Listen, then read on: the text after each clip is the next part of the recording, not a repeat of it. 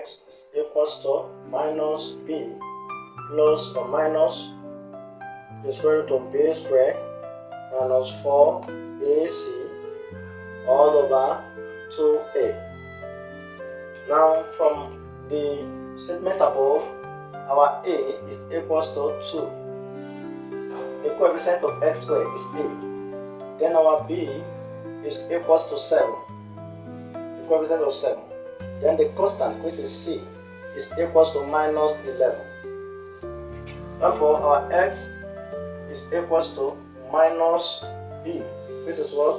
7 plus minus, all in the square root of 7 squared minus 4 times 2 times 11 minus 11, which is the value for c, all over 2 times 2 times 2, which is the value for a. Therefore, our x will be minus 7 plus or minus 7 squared is 49. Now we have 4 minus 4 times 2 is minus 8.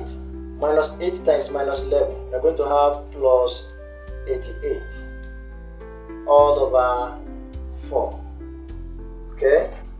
At this point, our x is equals to minus 7 plus or minus, you have, let's come up to this side. So now we have our x equals to minus 7 plus or minus square root of 49 plus 88. We're going to have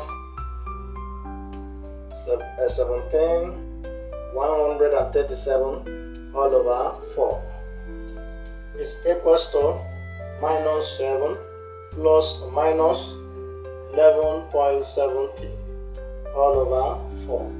That means x is equals to minus 7 minus 11.70 all over 4, or x is equals to minus 7 plus 11.70 all over 4.